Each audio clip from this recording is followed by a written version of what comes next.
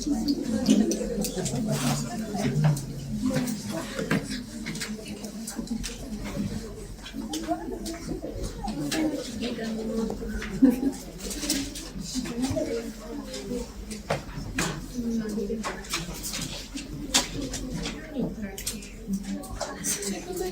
una grande para la extensión.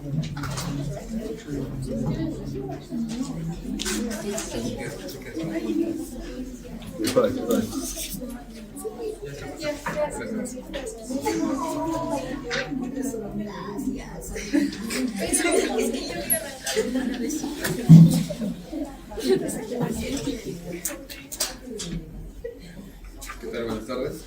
El día de hoy vamos a hablar de cáncer de riñón y de cáncer de vejiga. Ya en esta primera parte vamos a hablar de cáncer renal. Bueno, primero en cuanto a la epidemiología, ambos cánceres son más frecuentes en el varón. En este es un poco menos la incidencia, es 2 a 1. En el de vejiga es 3 a 1. Es de 4 a 5 casos por 100.000 habitantes, 3% de todas las neoplasias del adulto. El pico de frecuencia, siempre recuerden epidemiológicamente, va entre 60 a 75 años. Y usualmente el diagnóstico es incidental, ¿ya? Es por imagen. En cuanto a los factores de riesgo, también esto siempre tenganlo presente: el tabaquismo a la cabeza, obesidad, hipertensión. También tiene factor ocupacional, sobre todo por los solventes clorados, el asbesto, el cadmio y el tricloroetileno. Y otros factores de riesgo donde destacan enfermedad renal crónica, poliquistosis renal, diabetes mellitus, consumo de aire de manera crónica, riñón de herradura. También tiene componente familiar de línea directa y factores genéticos, ¿ya? Entre el que destaca el síndrome de Von Hippel-Lindau, esclerosis tuberosa y los otros dos que son un poco más raros, ¿ya? En cuanto a la clínica, usualmente son asintomáticos, por eso es que el hallazgo, el diagnóstico es incidental. Un 60% de todos los cánceres es de manera diagnóstica incidental, solo un 6 al 10% hacen la tríada clásica, ¿ya?, del cáncer de riñón, que es dolor en el costado o en la fosa lumbar, presencia de hematuria y masa palpable, ¿ya? Académicamente esta tríada es conocida, pero en la vida real es muy rara que se presente, ¿ya? 6 a 10% de los casos.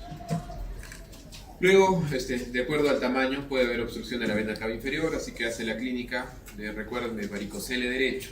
¿El varicocele es más común en qué lado? Izquierdo, ¿ya? Por el drenaje venoso. Cuando hay en el lado derecho hay que siempre sospechar de alguna masa intraabdominal. Y bueno, también puede ser por síndrome de cava inferior, edema de miembros inferiores. Si es que hace metástasis, puede dar dolor óseo, tos persistente, adenopatías, sudoración nocturna, fiebre, pérdida de peso, hemorragia perirenal, etc. Y también recuerden que este tumor renal o cáncer renal es el tumor del internista o síndrome del internista, porque hace bastantes síndromes paraneoplásicos que los vamos a ver más adelante, ¿ya? Justamente, síndromes paraneoplásicos son más comunes en enfermedades metastásicas. Lo he dividido por porcentajes. En primer lugar, la BCG va a estar elevada por aumento de la eritropoyetina. Puede haber hipertensión por aumento de la renina. Un 36% puede haber anemia. Puede haber caquexia, fiebre. Este síndrome puede ser preguntable, síndrome de Stauffer, que es elevación de las enzimas hepáticas sin presencia de metástasis, ¿ya? Hipercalcemia, que puede, en la clínica, hiperreflexia, osteoteninosa, fatiga, náuseas. También puede haber policitemia, neuromiopatía y finalmente en menos del 1% amiloidosis, ¿ya? Recuerden el síndrome de Stauffer, ¿ya? Entonces, ¿qué hacemos si es que hay alguna masa sospechosa, ¿no? Primero vamos a preguntar en cuanto a la historia clínica y laboratorio. Historia clínica para preguntar los factores de riesgo: ocupación, tabaquismo, antecedentes familiares, antecedentes de poliquistosis. Laboratorio por los síndromes paraneoplásicos. Evaluación radiográfica es un fuerte predictor de malignidad, ¿no? A medida que el tamaño es más grande, el diámetro es más grande, la tumoración tiene peor pronóstico. Ecografía sirve para ver sobre todo si es masa renal versus quística. Vamos a ver una clasificación de Bosniak, que también mientras más sólida sea la lesión, obviamente la tumoración es más maligna. La tomografía es el gold estándar. Recuerden que para toda tumoración o para todo tipo de cáncer es con contraste, ¿ya? Urotem con contraste. La resonancia magnética Es segunda opción, siempre y cuando no se pueda hacer la tomografía o hay alergia al contraste. La angioresonancia para ver trombos en el sistema venoso, radiograma isotópico si es que quieren evaluar la función de ese riñón, TAC torácica sobre todo para ver metástasis, igual que la gamografía.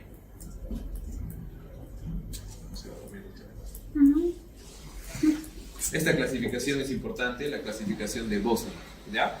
Va de la 1 a la 4. La 1 se los he marcado, hay ausencia de calcio, ausencia de los septos. En Bosnia ya puede aparecer algunos septos leves, presencia de calcificaciones, como estamos viendo en la imagen.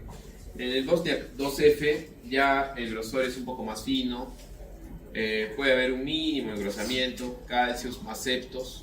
Y acá lo importante es ver la malignidad, ¿no? Si es un Bosniak 1 o 2, al 99% son benignos, es decir, el paciente puede sobrevivir con ello, ¿ya? Salvo la lesión sea muy grande, más de 8 centímetros, se puede retirar, o si ya le está generando molestias, se opera. Pero si no, solo se vigila. Hasta el 2F, que un 95% es benigno. Ya cuando entramos al 3 o 4, ya entra para cirugía. El Bosniak 3 ya los tabiques son mucho más engrosados, y es mitad-mitad, 50% suele ser benignos, 50% malignos. Entonces hay que ver de acuerdo a las comorbilidades del paciente, de acuerdo a la edad, para ver si se opera o no. Y un Bosniak 4 sí o sí entra a sala porque alrededor del 99%, 95-100% son malignos. Y aquí lo que característico es, aparte de las paredes engrosadas, es que hay nódulos en su interior, ¿ya? Acá tenemos una imagen primero de ecografía y una imagen tomográfica. En la primera imagen es de ecografía, que se está comparando con la de la tomografía, donde estamos viendo un Bosniak 4, ¿ya? Por la presencia sobre todo de la nodulación. Está viendo aquí, en su interior, ¿ya? La primera es una resonancia que está viendo invasión del sistema venoso, y bueno, también en la otra trombos, también en la zona de la pelvis, toda la tomografía renal. En cuanto a la biopsia renal, es muy limitado su uso, usualmente no se realiza, no se aplica. El diagnóstico es imagenológico y va a tratamiento quirúrgico, ¿ya? Solo hay determinadas circunstancias donde se puede realizar, que es mínimas, ¿ya? La guía europea indica que si es que hay duda radiológica, se puede realizar un diagnóstico histológico. Si es una masa muy pequeña, también se puede realizar para ver si es que se opera o no. Si es que es una tumulación muy grande, para ver el tratamiento ablativo, o también para ver el tratamiento de quimioterapia o de inmunoterapia, de acuerdo a la estirpe histológica, si es que ya hay metástasis. Contraindicación, coagulopatía no corregida, y usualmente no se realiza, ¿ya? La gradación de Fuhrman sirve para ver el tipo de la célula de cada tumoración renal. Obviamente, mientras más diferenciada sea, peor pronóstico va a tener. Mientras mayor sea el tamaño del núcleo, peor pronóstico. Mientras más diferente, va a tener mayor malignidad, ¿ya? No es necesario que lo aprendan. En cuanto a los tipos histológicos, esto sí, recuerden que el más frecuente son el de células claras, ¿ya? El 95%. Los otros dos son papilar y cromófago, e incluso hay más estirpes histológicas que no vale la pena mencionarlos, ¿ya? Son mínimos. Papilar puede ser de tipo 1 o tipo 2. Recuerden que el de tipo 2 es el de peor pronóstico, ¿ya? El de tipo 1 es el de mejor pronóstico de los papilares. Y cromófago, el origen es de distal colector, bajo potencial maligno, y de células claras moderado. Recuerden que el papilar y células claras provienen del túbulo proximal, ¿ya?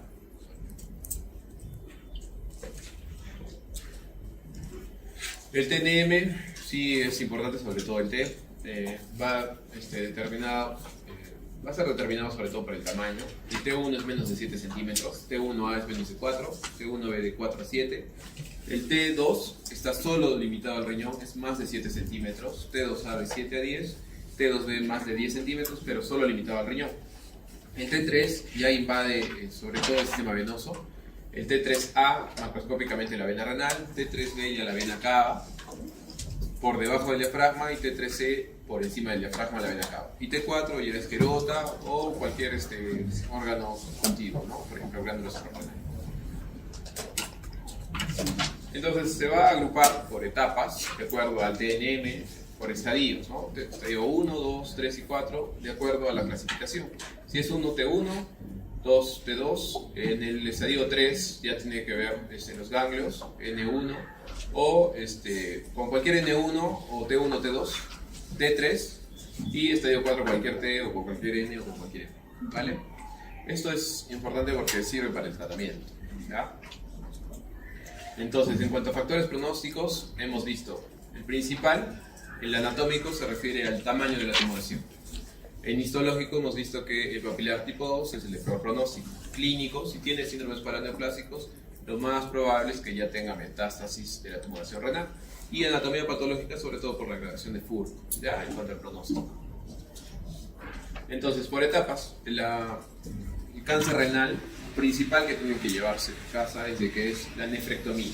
Lo que tienen que diferenciar es cuándo hacer una parcial y cuándo hacer una radical. Hay una diapositiva posterior a ello que vamos a ver cuándo se puede aplicar una nefrectomía parcial, ¿ya? Sobre todo tiene que ver mucho con el tamaño. Entonces, en cualquier estadio, hasta la etapa 3, se puede aplicar la nefrectomía.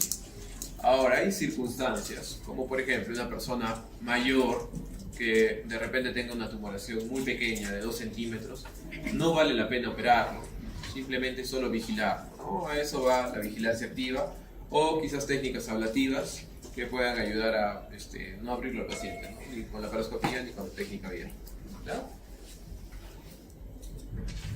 Entonces, ¿cuándo hacer una indicación de nefrectomía parcial?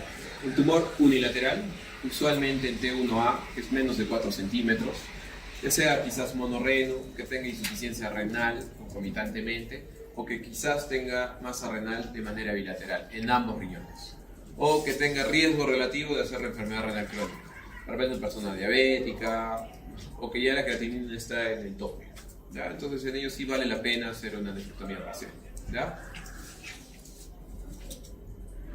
Esta es una escala en cuanto a para realizar la nefrectomía. Mientras la posición esté un poco más difícil, va a tener más puntos, entonces va a ser más compleja la cirugía. La R se refiere al radio, es decir, al tamaño tumoral. Como les mencioné, menos de 4 puntos es lo ideal, va a tener un punto. Mientras más grande sea, más complicado. Mientras esté más afuera del riñón, es más fácil de operar, que a diferencia que esté más pegado a la pelvis. También, mientras esté el diámetro de la tumoración, luego si está anterior o posterior, o si está ubicada por encima del diafragma o por debajo del diafragma, también tiene diferencia, ¿no? Si está por debajo es más fácil en polo inferior que en polo superior. Y eso les da un puntaje y va a depender eso para la complejidad de la cirugía, para que ustedes objetivamente puedan explicar al paciente la dificultad de la cirugía o de la nefrectomía parcial, ¿ya?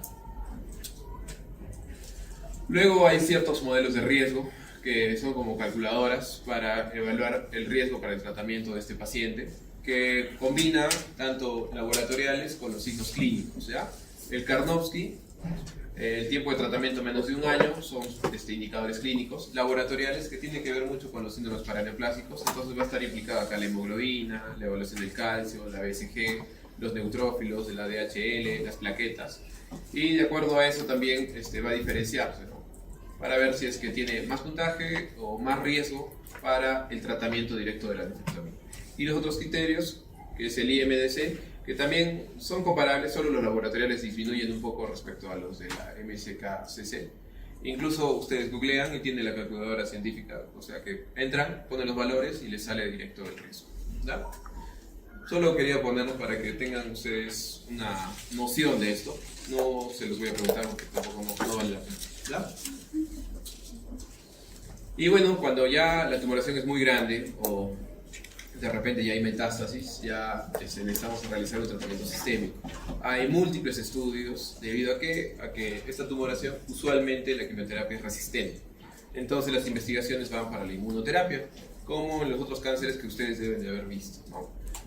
El alfa-interferón, las interleucinas 2, bloqueadores del checkpoint, PD1, PDL1, CTLA4, los últimos los inhibidores de la tirosina quinasa, anticuerpos monoclonales, los últimos también inhibidores mTOR, que también están en boga y que disminuyen o mejoran la sobrevida unos cuantos meses respecto a los pacientes que no lo toman. Realmente son muy caros y también son de difícil acceso, ¿sí? Pero sí hay un montón de estudios de inmunoterapia para tratamiento sistémico para el cáncer renal. Lo que tiene que llevarse es de que la quimioterapia suele ser resistente a estas tumoraciones, ya por eso no se indica, ¿sí? Y bueno, eso era en cuanto a cáncer renal. Cuente que cáncer renal es la segunda tumoración en urología, sobre todo en los varones. Es el 10º a nivel mundial, 7º en varones a nivel de todos los tipos de cánceres y 17º en las mujeres. La edad media, similar al cáncer renal, 70 años. Este es, como les mencioné, es un poco más frecuente en los varones, 3-1 respecto a 2-1 en el riñón. Más mortalidad en la raza afroamericana y un poquito más de incidencia, ¿no? 5-7 por 100.000 habitantes, el otro era 4.5. En cuanto a los factores de riesgo, también tiene que ver el tabaquismo, 4 veces el riesgo, exposición laboral, los trialometanos sobre todo, los colorantes anhídricos, gases, hollín, hidrocarburos, ocupaciones laborales, pintor, textilero, metalúrgico, todo lo que tenga que ver con las ocupaciones laborales que antes mencioné, radioterapia pelviana, quimioterapia, sobre todo ciclofosfamida, todas aquellas condiciones que generan una inflamación crónica en la vejiga, cistitis crónica, infecciones urinarias a repetición, uso de sonda vesical, cálculos vesicales. Tiene que ver también el parásito, el esquizosoma haematobium, síndromes tumorales hereditarios, alto consumo de analgésicos, AINES. También extrofia vesical en edad pediátrica puede conllevar a tumoración de vejiga y factores genéticos que también están implicados, sobre todo la mutación del P53, que es el implante genómico. ¿Ya? Si es que ustedes ven alguna pregunta que tenga que ver hematuria y antecedente de tabaquismo o alguna ocupación laboral, marquen cáncer de vejiga, ¿ya? Si es que no estuviera, es cáncer de riñón, ¿ya? ¿Vale? En cuanto a la anatomía patológica, el más frecuente son los transicionales o uroteliales, ¿ya? Más del 90% tiene que ver con eso. Y luego hay otras que son en menor frecuencia, micropapilares, plasmocitoide, el epidermoide siempre se relaciona con el de parásitos, el esquizosoma haematobium, el adenocarcinoma se relaciona con la extrofia vesical y el sarcomatoide es poco frecuente, pero es el peor pronóstico, ¿ya? En 1973 la OMS sacó los grados, grado 1 bien diferenciado, grado 2 moderado y poco diferenciado, y luego en 2004-2016 lo cambió a neoplasia papilar uroterial de bajo potencial maligno y luego carcinoma papilar uroterial de bajo grado y de alto grado, ¿ya? Obviamente, mientras peor grado tenga, de peor pronóstico.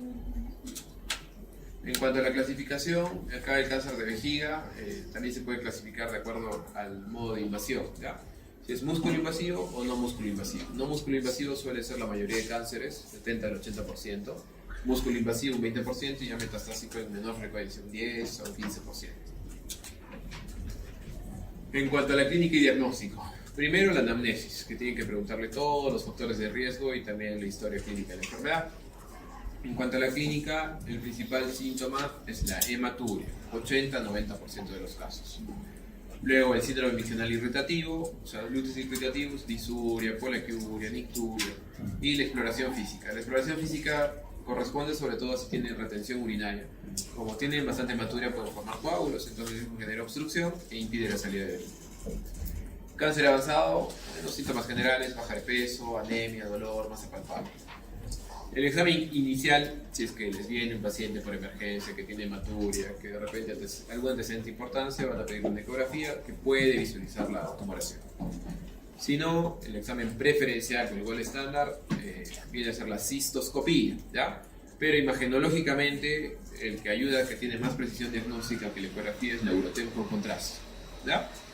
La cistoscopía suele ser el gol estándar, es entrar con la camarita y ver si es que está la lesión, ¿ya? Porque hay algunas tumoraciones, sobre todo planas o papilares, que no se suelen ver incluso con la tomografía.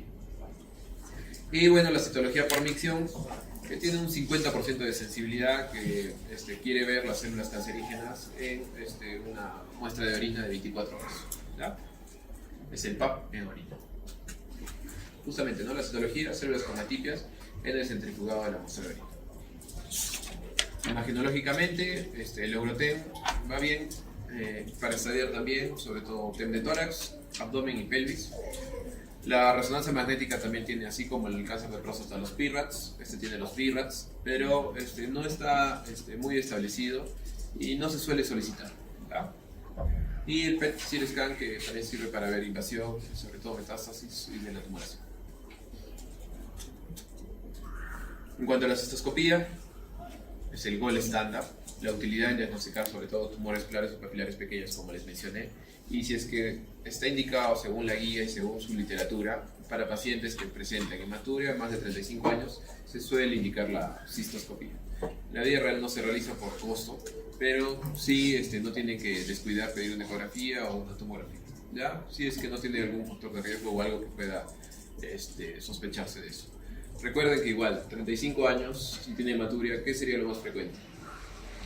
La causa, cálculo, o si fuera mujer, una hematuria intermitente, que además tenga síntomas irritativos. Sí, una infección urinaria, una cistitis, es lo más frecuente. Un poco más alejado ya sería algo maligno. ¿Ya? También hay exámenes con biomarcadores. No se utilizan mucho aquí en nuestro medio, pero sí está indicado. Son exámenes urinarios que ayudan a detectar los tumores vesicales. Son costosos y no se emplean muy a menudo. Y bueno, también está la clasificación TNM, que tiene que ver mucho con la invasión al músculo. El T1 que invade solo el tejido conjuntivo subepitelial, el T2 que ya invade el músculo, T2A superficial, el T2B profundo, el T3 ya tejido perivesical, el T3A microscópicamente y T3B macroscópicamente, y el T4 a otros órganos, T4A próstata, útero, vagina, y el T4B a otros órganos alejados de estos. Los ganglios también tienen que ver, acá hay una clasificación N1, N2, N3, de acuerdo a la invasión ganglionar. Cuando está en hipogástricos, obturadores, ilíacos externos o presacros, que es lo más común, ya un solo ganglio, N2 varios ganglios y N3 ya en ilíacos complejos, varios. También hay una clasificación para grupos de riesgo, al igual que cáncer de próstata. El de bajo riesgo es cuando es una tumoración única, TA, subconjuntival, G1, que es el grado, ¿se acuerdan de la OMS? Pequeña, menos de 3 centímetros y menos de 70 años. El riesgo intermedio es cuando no aplica ni el riesgo bajo ni el riesgo alto. Y riesgo alto tiene que ver cuando ya es más de T1, cuando son múltiples tumores, cuando son más de 3 centímetros o cuando tiene más de 70 años, ya significa que es un cáncer de alto riesgo. Esto es importante porque para el seguimiento cambia y también para el tratamiento, sobre todo para las instilaciones, ya sea con quimioterapia o con inmunoterapia. Entonces, cuando tienen un cáncer de vejiga que no ha invadido músculo, que está superficial, está indicada la resección transuretral del tumor vesical. Se está recomendando resecar la tumoración en bloque o de manera fraccionada. Además, si es que tenemos sospecha de una citología positiva y hay una cistoscopía negativa que no se visualiza, que de repente está la lesión superficialmente, también se recomienda resecar.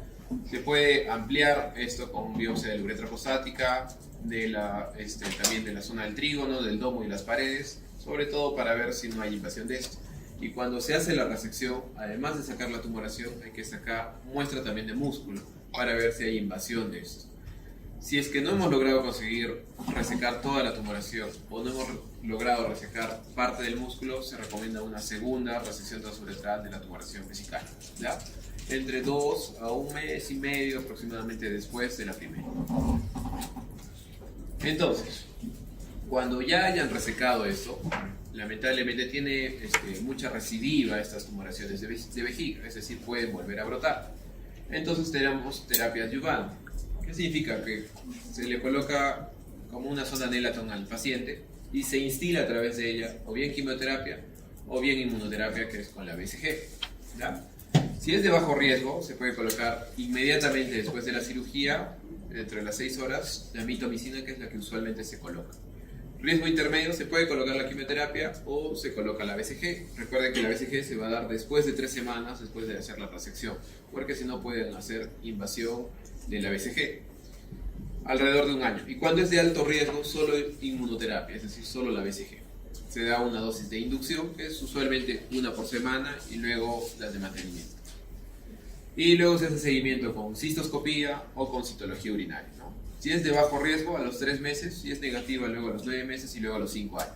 Pero si es de alto riesgo, se da a los 3 meses, además de la cistoscopía, citología urinaria, y luego cada 3 meses por los siguientes 2 años, y luego cada 6 meses por los siguientes 5 años, y luego de manera anual. Porque tiene mucha tendencia a que reseca y puede volver a brotar. y a veces brota en varios lugares, ¿ya? Entonces siempre no tienen que descuidar al paciente o brindarle siempre la terapia adyuvante, ¿ya? Entonces la quimioterapia, como les mencioné, la mitomicina es lo más frecuente, también la utilizan para algunos cánceres oftalmológicos, y la epirubicina o la doxorubicina, que no hay mucho en nuestro medio. Y en cuanto a la inmunoterapia, los bacilos de Caldes-Guerin, de la BCG, que usualmente se da pues, por inducción o mantenimiento, como lo han visto. Ahora, cambia la cosa cuando ya está invadiendo el músculo, ¿ya?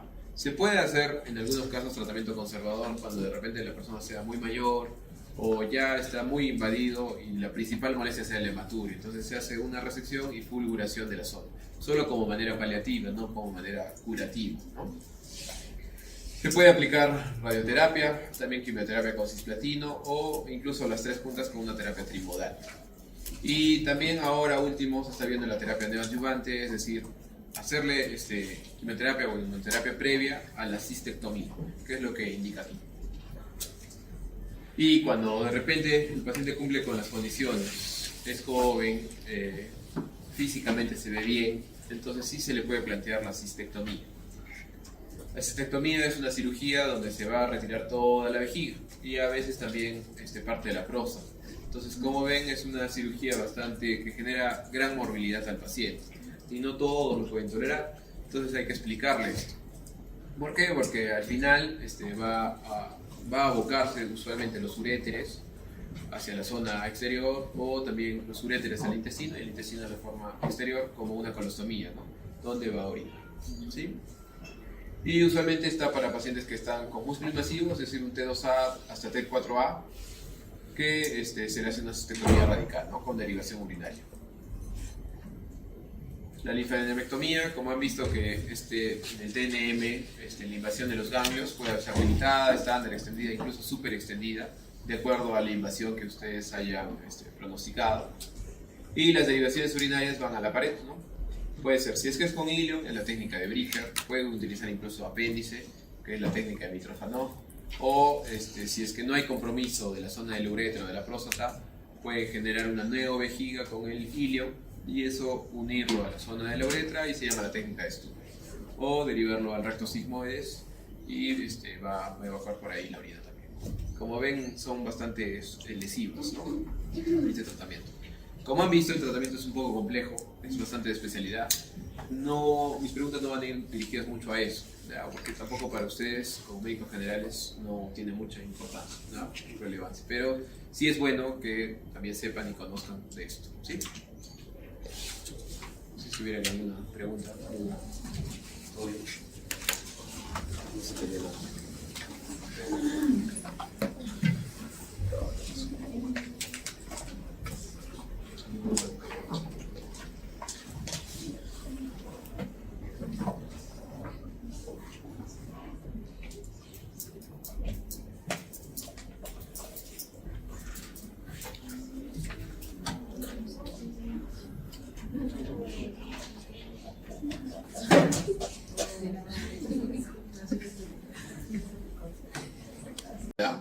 La primera dice, fumigador. Recuerden los factores de riesgo, ¿ya? Ocupacional. 55 años, entra dentro de la edad. 2 meses con hematuria. ¿Ya? El diagnóstico principal. Lo demás va de relleno, polaquiuria y nicturia. Con el antecedente epidemiológico, que me imagino que hace referencia a lo que sea fumigador. Con el antecedente epidemiológico, ¿cuál es su probable diagnóstico? ¿Qué les dije? Entonces, descartemos, ¿ya? Próstata, adenoma y tumor suprarrenal no va. Entonces, ¿qué les queda? ¿Vejiga o renal? ¿Qué les dije? Lo primero que tienen que pensar es en vejiga. ¿Ya? Es la respuesta que dije. Luego, 65 años, mujer. Por la edad, va fumadora crónica, ¿ya? Factor de riesgo. Después de realizarle la RTV, es decir, la resección transuretral del tumor vesical, completa por tumor vesical, fue diagnosticada de cáncer vesical no invasivo. Significa, en teoría, de que han resecado toda la tumoración y que no había invasión del músculo. ¿Cuál es la conducta a seguir? ¿Van a realizarle una cistectomía? No. ¿Una cistectomía ampliada? Tampoco. Les dije una vigilancia con pielografía retrógrada, nada que ver. Urografía por tomografía, tampoco. ¿Qué les dije que podían concomitante hacerle? Una inmunoterapia intravesical adyuvante. ¿Sí? ¿Ya? Ahí faltó poner quizás que era de moderado riesgo. puede ser un poco más compleja. Y estas dos, ¿ven? ¿A qué categoría corresponde la clasificación de Wozniak? El hallazgo de quistes con paredes irregulares y engrosamiento uniforme. Ya le está indicando engrosamiento uniforme. Va más allá. ¿Cuál era el que tenía engrosamiento? El 2F y el 3, ¿cierto? Con tabiques con reforzamiento mensurable. Entonces, como dice engrosamiento uniforme, vamos para la clasificación de tipo 3. ¿Ya? Si hubiese puesto masa quística, era 4. Y 2F no va con eso, es un ligero engrosamiento de la tabique. ¿Sí?